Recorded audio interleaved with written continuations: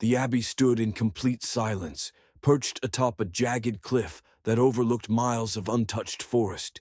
Its towering spires reached toward the sky like skeletal fingers, blackened with age, worn by time. The wind that howled through the mountains never touched its stones, as if even nature itself feared what lay within. It had been there for centuries, older than any map, predating the villages that surrounded it. The locals refused to go near it. The road leading to its iron gates had long since crumbled away, swallowed by vines and moss. No one knew exactly when the abbey had been abandoned, but whispers said it had been empty for longer than any living soul could remember. Empty, yet never lifeless. The abbey was a place of solitude, once home to a group of monks who had sworn themselves to silence, retreating from the world to devote themselves entirely to prayer. But their devotion wasn't what kept them isolated. It wasn't faith that forced them into exile. It was fear. They didn't build the abbey to serve as a house of God. They built it to trap something inside. At first it was only rumors, strange happenings. Monks disappearing overnight, their rooms left undisturbed, their belongings still neatly folded on their beds. Others would wake with deep scratches across their backs, as if something had dragged its nails over their skin in the dead of night. And then came the whispering, soft voices drifting through the stone corridors, echoes of prayers that had long since been forgotten. The monks clung to their faith, locking themselves deeper within the abbey, convinced that if they just prayed hard enough, if they remained faithful enough, whatever haunted their sacred halls would stay contained. But faith alone couldn't silence what lurked in the dark. The walls, thick and ancient, had been reinforced with symbols, carvings of protection and warding, etched into every doorway, every window, every crack in the stone. They weren't decorative, they were warnings. A desperate attempt to hold something back. It is said that in their final years, the monks sealed themselves in the lower levels of the abbey, retreating into the deepest chambers, leaving the upper floors to rot. The doors to those levels were bolted shut, reinforced with iron, and smeared with oil that smelled of incense and decay. And then, one day, the doors were found open, not broken, not forced, simply open. The villagers who had once delivered supplies to the monks stopped visiting. They no longer heard the bells, no longer saw the figures in the windows. And when they built a new path around the mountain, avoiding the abbey entirely, no one protested. The monastery was abandoned, the stories of its past buried along with it. But some places are never truly forgotten. Some places remember. And those who dared to step inside the abbey's crumbling halls would come to understand the same terrifying truth the monks had discovered centuries ago. The abbey was not a sanctuary, it was a prison. And whatever they had locked inside was still there. For as long as the abbey stood, there had always been one who remained behind. The monks had vanished, the doors had been left open. The villagers had turned their backs on the mountain, and the world had forgotten the place existed at all. But one figure still walked the abbey's halls, a shadow in the flickering candlelight, a presence that never left, never rested, never spoke. Sister Agnes. No one knew how long she had been there. Some claimed she had been a child when the last of the monks sealed themselves away, that she had been raised within the stone walls, knowing nothing of the world beyond the iron gates. Others swore she had arrived much later, a solitary figure draped in black, moving through the ruined halls like a ghost that had forgotten it had died. But one thing was certain. She never left the abbey, not once, not in all her years. She was the last guardian of a place that should have never been abandoned, the only thing standing between the outside world and whatever had been left behind. And she was utterly, completely alone. Travelers spoke of her in hushed voices, never daring to say her name too loudly. Those who passed through the mountains at night claimed to have seen a figure standing in the highest window, silhouetted against the moonlight.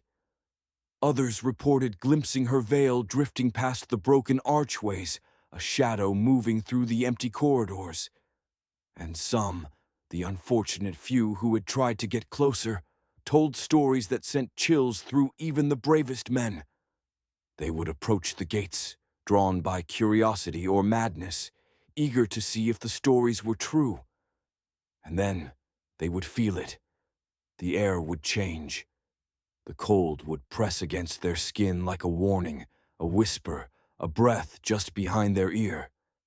The moment their fingers brushed the heavy wooden doors, the wind would stop, the trees would fall still, and a terrible weight would settle over them, something unseen pressing down, forcing them back.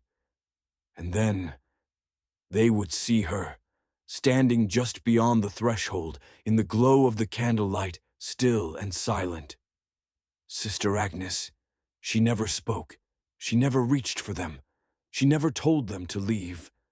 She simply watched. And something in her hollow, veiled stare made them turn away. Not because they feared her, but because they knew. She wasn't trying to keep them out. She was trying to keep something else in. The villagers believed she had taken a vow of silence, that she spent her days in endless, wordless prayer, pleading with whatever lay beneath the abbey to stay asleep. But others, the ones who had seen her up close, the ones who had felt the unnatural silence hanging over the monastery like a shroud, whispered a different story. They said she didn't choose to be silent, that something inside the abbey had stolen her voice, and that if she had ever tried to scream, no one would have heard her. It began with a storm. The villagers remembered that night well. The sky split open with furious streaks of lightning, the wind howling through the valleys like 1,000 voices crying out in the dark. Rain lashed the mountainside, hammering against the earth like an unholy force was trying to break free from beneath it. But above all else, they remembered the bells. The abbey's bell tower had been silent for years, rusted, forgotten, left to rot, just like the rest of the monastery. But on that night, as the storm raged through the heavens, the bells began to ring. No one was there to ring them. No one had entered the abbey in years. But still, they tolled, deep, mournful chimes that echoed across the mountains, sending a shiver through the bones of every man, woman, and child in the village below. Some swore it wasn't just the bells they heard. Some said there was something else mixed into the sound. A voice not quite human. A voice that whispered underneath the wind and the thunder, words that no one could understand. After that night, things began to change. The abbey, once merely a forgotten ruin, became something else, something awake. The villagers spoke of shadows that moved when no one was near, of a cold that seeped into their bones whenever they dared look too long at the monastery from a distance. And then, Sister Agnes was gone. At first, they weren't sure. She had never left the abbey, not once in her life. But the villagers could always count on the sight of her, watching from the windows, walking slowly through the halls, a presence that was never absent. But after the storm, the windows remained dark, the halls remained empty, and the abbey, once merely a place of silence, became a place of dread. A group of men from the village gathered the courage to climb the mountain and see for themselves. They called out for Sister Agnes. No answer. They knocked on the gates. Still, nothing. They pushed the rusted iron doors open, stepping into the stone courtyard. It was dead still. The air felt thick, heavy, like it had been waiting for them, like the abbey itself was holding its breath. Then, one of them noticed something. The great wooden doors that led inside, they weren't shut. They were wide open. And just beyond the threshold, in the flickering candlelight, something waited. It was Sister Agnes's rosary. The black beads lay scattered across the stone floor. The silver cross snapped in two. And beside it, A single small handprint. Not the handprint of a woman, not the handprint of a man, a child. And then the laughter began, soft at first, drifting from the darkness within the abbey. A child's laugh, cold, hollow, wrong.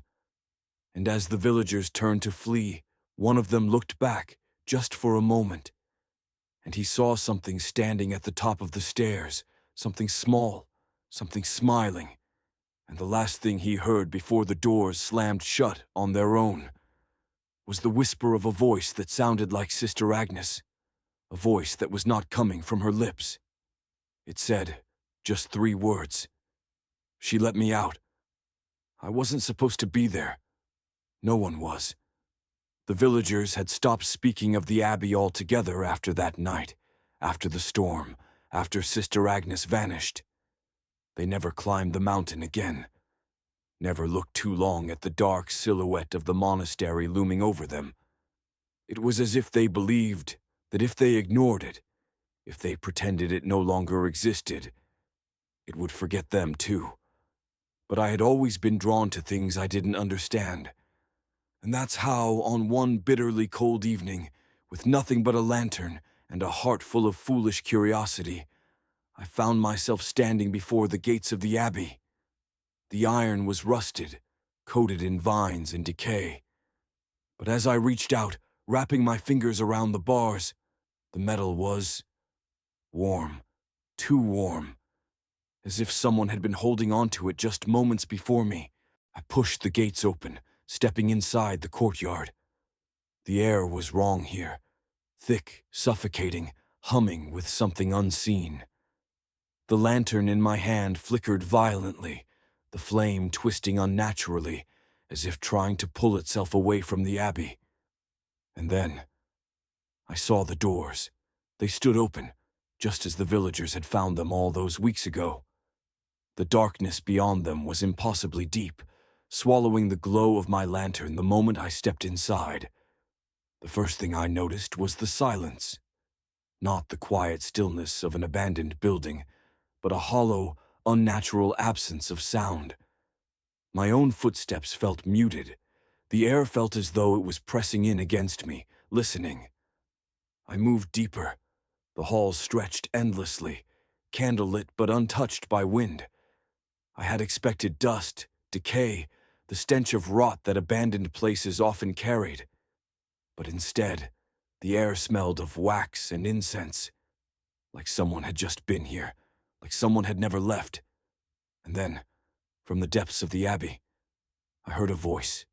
It was soft, familiar, a woman's voice, singing. I followed the sound, my pulse quickening, my breath shallow. The hymn was low and slow, echoing off the stone walls, drifting toward me from somewhere deep within the abbey. I turned a corner and froze. There, at the far end of the hall, stood a figure.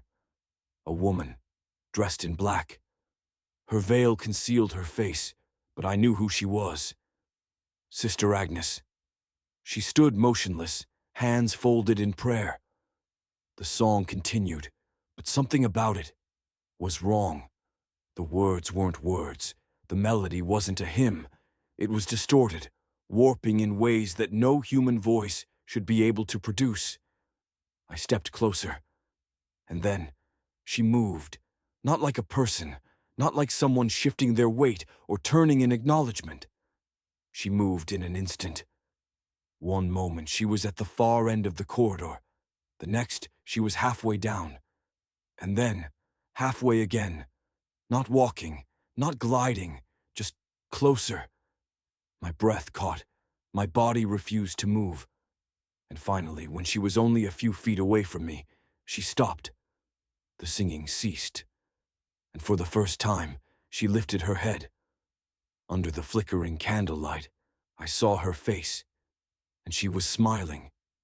But it wasn't a smile of warmth. It wasn't relief, or peace, or joy. It was a smile stretched too wide, revealing too many teeth. A smile that didn't belong to her. A smile that said, without a single word, "I've been waiting for you." Something in my body screamed, Run. I turned on my heel, my breath coming in gasps, my mind racing. The halls twisted and stretched as I ran, the candlelight dimmed by shadows that shouldn't have been there. And behind me, I heard her. Not walking, not running, just there, moving without moving. Each time I glanced back, she was closer. The doors. I had to get to the doors. I reached the courtyard, lungs burning, my hands slamming against the iron gate. But as I turned one last time, my heart hammering in my chest, she wasn't there. The Abbey stood silent once more. Still, lifeless, like I had imagined the whole thing.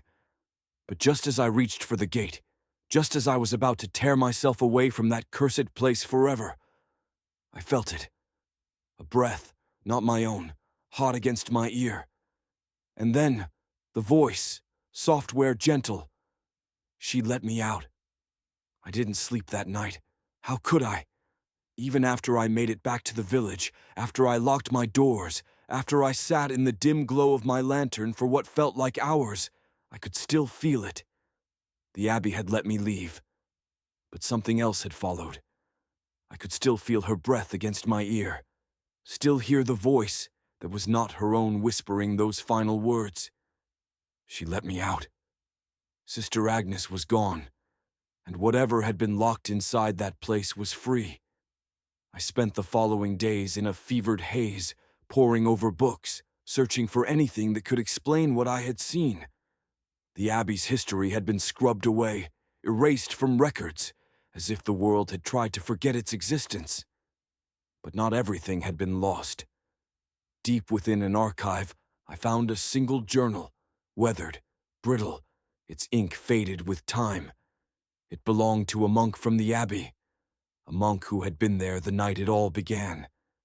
And as I read his final desperate words, I felt my breath still in my chest.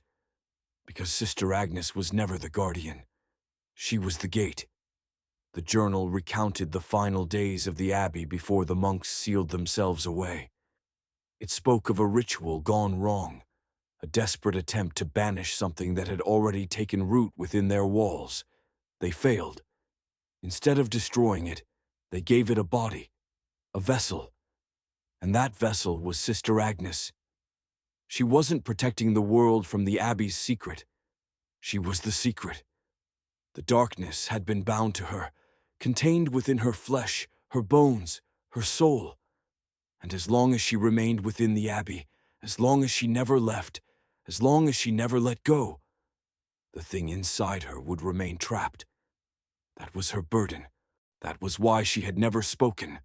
That was why no one had ever heard her scream. Because if she ever did, the thing inside her would answer.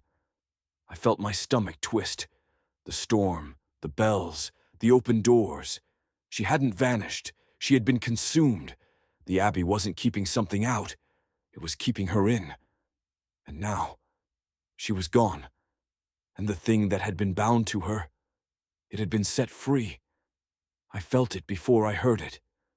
The candle beside me flickered, the flame stretching unnaturally, as if being pulled toward something unseen. A whisper. Not outside, not from the shadows, but behind me. I turned, and there, standing in the dim glow of the firelight, was her. Sister Agnes. No, not her. Not anymore. She smiled, and the thing inside her smiled with her. Then, in that same soft, gentle voice, the one I had heard in the Abbey, the one that did not belong to her, she spoke. Now it's your turn.